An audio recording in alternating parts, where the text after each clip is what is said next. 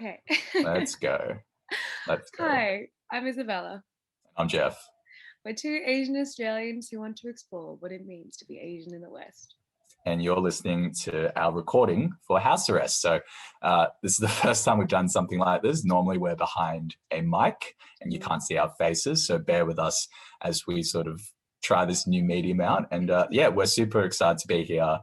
Thanks so much for having us as part of this festival. We're keen to share with you a bit about who we are, what our podcast is, and some of the things that we're super interested in at the moment. Yeah, for sure. I mean, even just a quick introduction. So that was like our tagline in our actual episodes. But I am Isabella and that is Jeff. And we are two Asian Australians based in Melbourne, Australia. And we started this podcast last year. Essentially, it's about, and it's called As I Am. And it's about a journey to essentially unravel, what it means to be Asian in the West, kind of exploring the multifaceted and unique nature of the Asian heritage, especially how this intersects with the Western upbringing. And we do this through the lens of politics, pop culture, and everything in between. So, Jeff, why did we start this project? Yeah, so it's, I remember last year, traditionally I'm not a podcast person. I haven't really listened to many podcasts in my life, but there was one that I started to get into.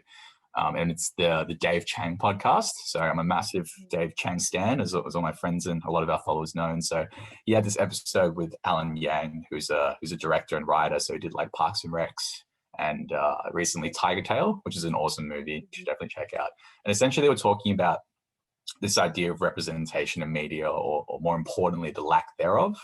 And sometimes I had these random spurts of like, I just need to do something. It's sort of like a shake, like a nagging sensation. It was like the first thing that came to mind was a podcast. So I called up the one person I knew who'd do it with me, and that was Isabella, because we've been friends throughout uni, and every time we used to go out and like you have a couple of drinks and you start to like get really emotional, fired up about a topic, and we'd also have these like rants when we were out. So I was like, Isabella would be perfect. I called her up and basically we like hit the ground running super hard. And so I think it took about a month between when I called her and when the first episode was released. So it was a mad rush. And yeah, there's been an amazing journey. It's been 15 months now, 15 months now. And sort of at the start, it was just the two of us and my partner who was helping out. And now, thankfully enough, that we have a team of 6 to support us, because I know nothing about marketing or brand and design, and it's definitely not my forte. So super thankful that we have people who are helping us out now. For sure. So, and it's just really nice as well, I think, to realize that, because I feel like, what Jeff said about, having these conversations, when we're like drunk or whatever, you realize that like these conversations are not unique to just you. And I felt like for both of us, we felt like these conversations, could be related to a wider community, those Asians living in Australia, in Melbourne, but also, across the world as well, because I feel like, even though these are very unique experiences that we have, there is a sense of like solidarity and universality across different themes that we all kind of go through. And it's just really nice as well. I remember when we were recruiting for our team, like the amount of people who also saw the vision, and the people who almost, I guess, believed in the idea, and I guess felt the sense that there is this gap of Asian voices in the media, and it just felt really nice to have that affirmed. To have listeners and just to kind of see the podcast grow this last year, which has been quite humbling actually, and definitely something that super proud of and grateful for. 100%.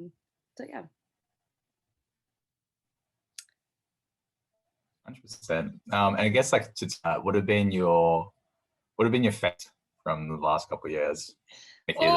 So I think we have different, but yeah, can you hear yours?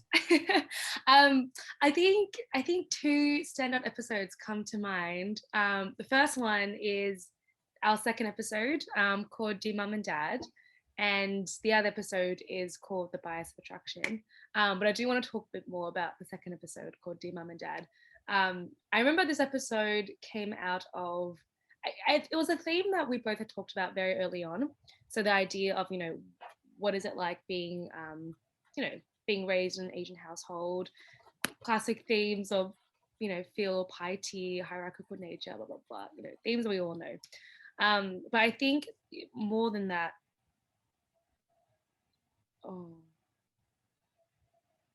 sorry, I think more than that, sorry, we were just blagging a little bit. I think more than that, we both kind of shared this idea of, being really, really grateful for our parents. But this episode was just really raw. It was very vulnerable, and we didn't expect to cry, but we did. And I think that was a very candid moment, and that's something that I think resonated a lot with our listeners as well.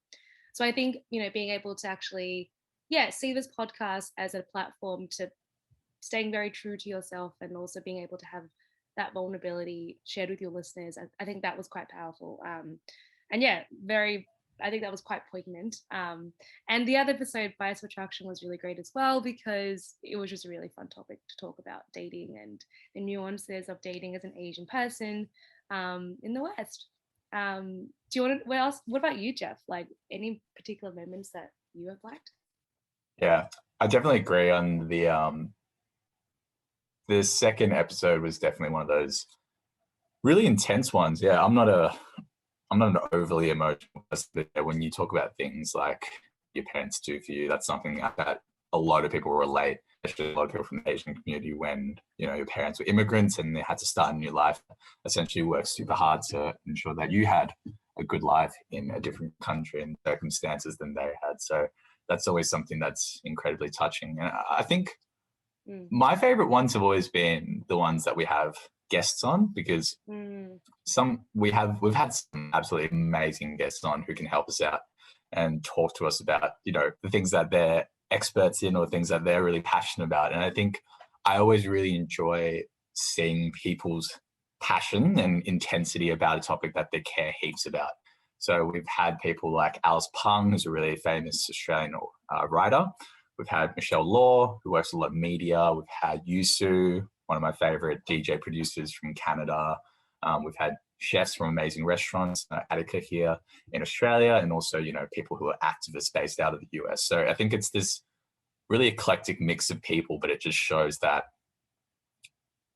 Asian people around the world become experts in a lot of different topics. And to bring that passion to the podcast, I think it's very, I've learned so much. I think that's the main thing. So I feel I've gained more out of this podcast almost than sometimes I feel like I've given, in the sense that it's just been this journey of continuous learning and about all these topics that I didn't necessarily think I'd be actually interested in. So that's been something really awesome. Yeah, that's kind of been a really positive side effect of it.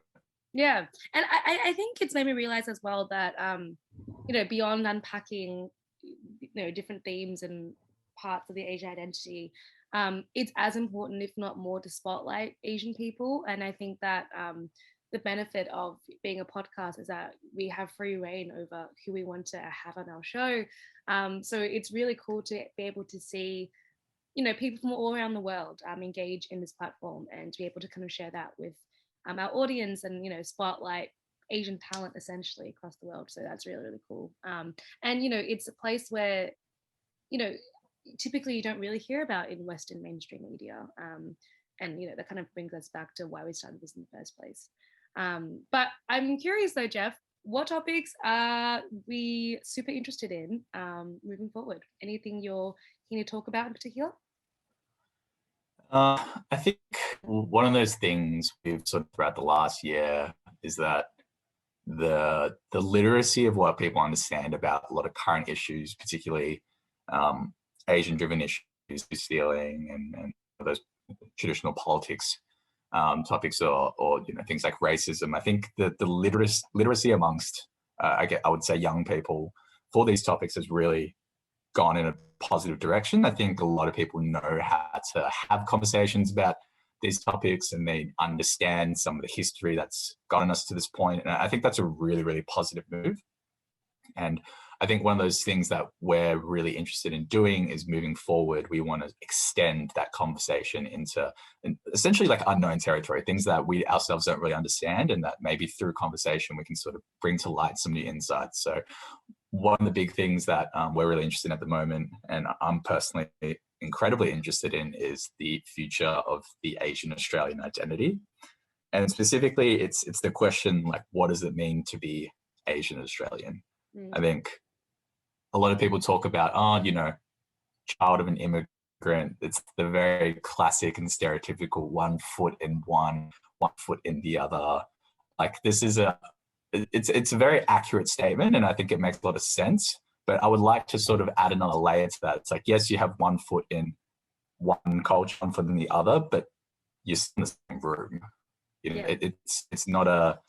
it's not two separate houses, or it's not two separate camps. It's one single room that you exist in, and it's sort of how do you navigate that? Like what does that actually mean? And like personally, I don't have an answer to it, and this is why I'm really interested in exploring the topic, because I think for us, we always look towards our friends in America, because they've had, you know, a much longer history of immigration, and they've had more time and more generations to plant their roots and allow that identity to sort of develop. And I think a lot of the time we look towards them as a sort of guiding post about what it means to be Asian in the West, essentially. So, you know, things like subtle Asian traits are a big driver of that. And there's this like sort of sharing of information, but I think there's almost like I don't want to say it as an echo chamber, because echo chamber has somewhat of a negative connotation to it, but it does sort of set trends in a way. So I'm more interested in looking inwards, because what we've sort of found with a lot of the panelists that we've had is, you know, there is so much going on here. There are so many talented Asian Australians, and it's like we don't necessarily need to always look outwards. We can definitely focus like what's here. Like let's spotlight Australian Asian talent, and yeah, that's something that I'm really interested in exploring going into the future, and hopefully some of our new episodes and some of the guests we have on can sort of help us divulge into that topic. But yeah, what about you, Isabella? Yeah, I think what you've said is quite poignant. Just, you know, the idea that Australia has a very recent, like, you know, relatively recent history, white Australia, I should say. And, you know, the Asian diaspora is still very much developing. So it'd be interesting to kind of see how that evolves, whether or not we will kind of evolve much like our American friends, or else if there's something unique to the Australian identity that distinguishes, you know, Asian Australians from Asian Americans. I mean, obviously there will be differences, but it'd be interesting to kind of see the normative underpinnings around that, you know, more than just kind of like we're Americans and sorry, they're Americans and we're Australians. You know what I mean? Like how we kind of grapple with like the identity politics of being an Asian. Especially because I feel like, I don't know, the culture of America is quite different to Australia. We had this really interesting conversation with Asian Youth Act, so the activist space group in the US, and we talked about how often, you know, the Asian American community, it's quite easy to mobilize, and there's a real big sense of community, whereas the opposite is very much can be said for in Australia. You know, you don't really have. I mean, personally, I don't feel that there's a really big sense of the Asian Australian community. I mean, there are pockets of it, but it's not as if there's this very strong identity. Does that make sense, Jeff? Like, do you agree? And I feel like I feel that's just the product of history and the fact that, you know, we haven't had as much time to develop. So yeah. Yeah, 100%. I agree on that. I think another factor is just geographically how Australia is structured as a country is a lot different from, say, a place like New York or San Francisco or Los Angeles, where there's a really large population of, you know, Japanese and Chinese and Korean. Like Australia's a lot of desert, you know. It's like there's really densely populated zones. For example, we live in Melbourne, so you have this like little pocket of lots of people, and then there's just like not much, and then in the middle it's all desert, you know. And so it's hard to have like the same experience of what comes with a densely populated place like New York, for example. It's like for us, we very much have pockets around where there's lots of Asian people. Like for us, like examples like Box Hill and Glen Waverley and Springvale, Footscray, these are all places with very strong Asian communities, and I think they have a strong sense of community within them. But just like in a national, even like it's a state sense, like I don't think there's necessarily a really strong network that sort of binds us all together. And, you know, potentially that does have something to do with there's no sense of what it means to be Asian Australian as a whole. Like we're very much focused on like, I'm Chinese Australian, I'm Vietnamese Australian, I'm Korean Australian. It's just like there's not this collective like I'm Asian Australians. So I think, yeah, there's been a lot of factors that have to do with that. But I would say, yeah, geographically, it can be a bit difficult to, and even from state to state, there's just different vibes. Like people in Sydney, very different. People in Queensland, very, very different. So yeah, we're very spread out. So it's hard to have that strong, tight-knit sense of community when you don't really interact as much with peers from other places. Yeah, for sure. But I guess beyond that, obviously we've canvassed topics in our podcast, such as, the classic hips, bamboo ceiling, navigating, family relationships, politics and all that. But I also think something we try and do as well is achieve a balance between, the pretty heavy cutting stuff, as well as, lighthearted and relatable topics. I think, the bias of attraction, our dating episode, was quite fun to do because it was the first time Jeff and I were able to kind of, unpack our own dating history and whether or not, we had like implicit biases or like racial biases when we were dating. So yeah, those kind of topics I find quite interesting as well, because you're able to kind of extrapolate your own anecdotes and kind of relate that to wider societal problems or trends that happen. But like what you said before, Jeff, I think, having guests on has been quite special for us, because like you just genuinely learn so much about, so many different cool and niche spaces that you often wouldn't get exposure to. So it's quite humbling to be able to actually share that as well, on a wider platform.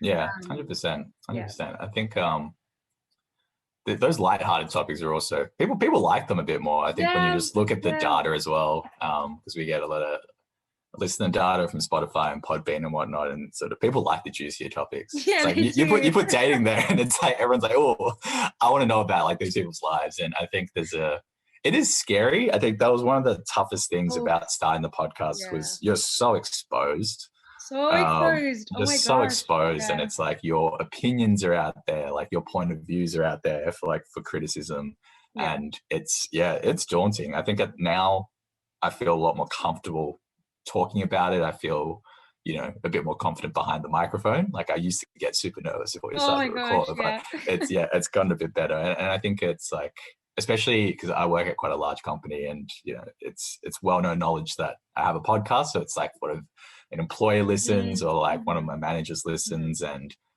they don't necessarily agree with my point of view, is that going to like negatively impact me, my work life. So, but I think the merits of putting yourself out there really do outweigh the negatives. Like I remember the first time we got like a listener DM on Instagram, and it was like this incredibly long, very profound and like deep message about how the podcast really helped them navigate and reflect on their own experiences, and they sort of gained a bit more clarity from that. And I think just getting those small messages makes all the hard work genuinely like quite worth it.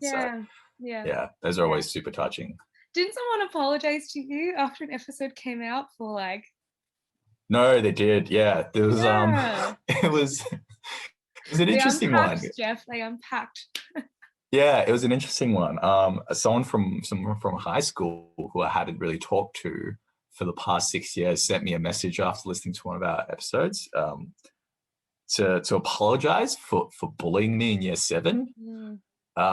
It was really like interesting experience, because one of those things where you like don't expect it, and potentially you've just almost like suppressed it, because like when he said it, I was like, I don't really remember this, but it's one of those things where you don't realize the power of just talking and having conversations. I think we really underestimate the impact that can just be had of having a simple conversation, whether it is, Isabella and I, but also potentially listeners with their parents or listeners with their friends. It's like, oh, have you, like, do you know about this topic? And then they'll be like, oh, I've heard bits and bobs. And I think having that collaborative conversation where people are honest and open, you're willing to check your biases. I think that's something that's a lost art form, I think, almost for sure. Yeah, I mean, I feel like we both are complicit in that too. I feel like it's 100%. Everyone, right? Like we all have things to work on, and I feel like just personally, this podcast has been such an amazing way to just learn and unlearn things. And yeah, that's just genuinely been such a thing I'm grateful for. But and just to add on to your point, I feel like what's important for us to emphasize is that our podcast, it's by Asian Australians for the Asian community, but it's also for those beyond it. I think our goal is to essentially empower and empower those within our community, but also educate those beyond it. And I think that's equally as important as spotlighting Asian narratives for Asians, and having that listened to and heard by other audiences, especially white people. 100%. Because we operate in 100%. a Western society, and I feel like it's inevitable that we'd have to work with white people. You know what I mean? Like it's just Yeah. cool context we're working with. So It has to be. It has to be. It has to be collaborative. Yeah, for sure, collaborative. That's the word I was looking for. And Yeah. I think we have 100%. that, and that's something we just want to keep going with. And yeah, it's been great. And to segue though, what is next for us? I'm excited because I feel like we're keen on doing projects. We are currently exploring projects that go beyond the podcast. I mean, the podcast is something we're definitely still committed to, and something we both still love, but I think having established this foundation, it's a really great springboard to actually do other things. Yeah, 100%. I think we don't want to give too many details out, but we are working on some non-podcast related projects. I think once the podcast kicked off, we saw the potential of branching out into other parts of, I guess we could say, media content, or just content in general. But yeah, we don't want to give away too much just yet. But I think if you sort of follow along, you'll see some really cool stuff coming up. We also want to branch out into more in-person events. I think there's a really amazing thing. Like we've repeated and always come back to this topic of building a community and what it means to be Asian Australian. And I think a lot of that is to just bring together all the parts that make up the community, whether you're working art and media, or you're sort of working in corporate finance, or whatever it is. I think there's a lot of things that can bind us together, and it's really about developing this network and developing this sense of community for us in Australia. So one of the things that we can announce is in about less than 2 months now, it's about a month and a half away, we're looking to host an in-person panel event in collaboration with a Scoopy, which is a restaurant here down in Melbourne, who makes Korean bingsu and is really looking to branch out to support the community. So we're working with them to we've built this pretty insane panel of very impressive Asian Australians to come talk about and discuss this topic that we're so passionate about. It's like, what is the future of the Asian Australian identity? What does it mean to be Asian Australian? So I think obviously we'll continue with the podcast. We've got more episodes coming out, more guests, and then we're probably going to do some individual episodes. We are keen to do, I guess, like, we can give a tip. We want to do an episode on Avatar: The Last Airbender, because it's such a the best TV such an amazing show. It's iconic. It's obviously it's very cool on one end, like this concept of people bending elements, but I think there is so much nuance in like the characters, and it does have a lot of social commentary that's laid into it, and we're sort of keen to unpack that a little bit more, and also discuss the age-old question: is Avatar anime? Jeff is a big anime fan. For those and like I've pondered this question, and like I honestly, I used to say yes, but now I'm going to say no. It's not anime. Anyway, we'll talk about that a bit more. We'll talk about that a bit more in the episode itself. So if you are interested in that topic, make sure to tune into that. Is there anything else that you're interested in the future? Well, I think I just want to kind of bring home the point that I think, this podcast and the idea of unpacking the Asian identity in the West is something obviously we're both very passionate about, and something I think we're both come to realize like how proud we are to be Asian. And this is something we discussed in our very first episode, kind of evolving from the feelings of shame and embarrassment of feeling othered. Because for a long time in my life, I was quite embarrassed to be Vietnamese, and Jeff felt very similarly about his Chinese heritage. So it really is a journey, and obviously we reached a point now where we're both so confident and proud of our identities, but this definitely is something that we both realize that we're not alone in. And that was essentially why, we were driven to do this podcast, because, these are really important topics to talk about, and to kind of relay to a younger audience too. I think it's important. Like, I wish I had, not like I wish I had this podcast when I was younger, but, I wish I had Asian voices.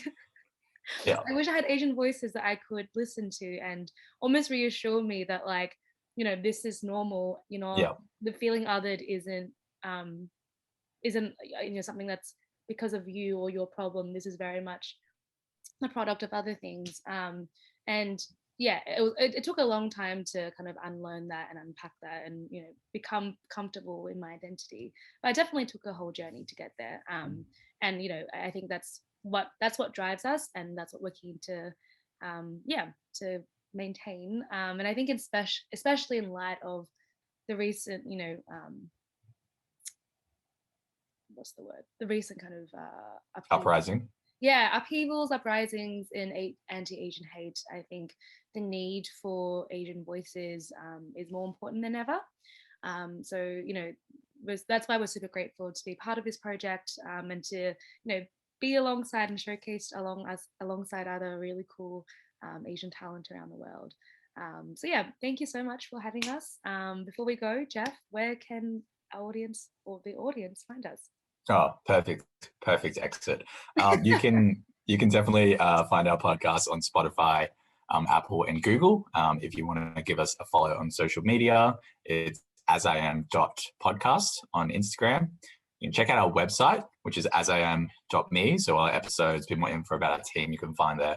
But also, we'd love, and we're always open to hearing about any collaboration ideas or other cool projects. So if you have something in mind, even if it's a very premature, very small idea, we'd also love to hear it. So just give us an email at contact@asiam.me. But again, thank you so much for having us. This was actually very fun. I was a little bit nervous at the start because it was like, I've never been filmed before, but this was super fun. And maybe we'll do this a bit more in the future. I think there is something nice about seeing expressions and doing the having it more in a video format. So again, thank you so much, House Perez, for having us, and hopefully we'll catch you guys on the next one. See you later. Bye.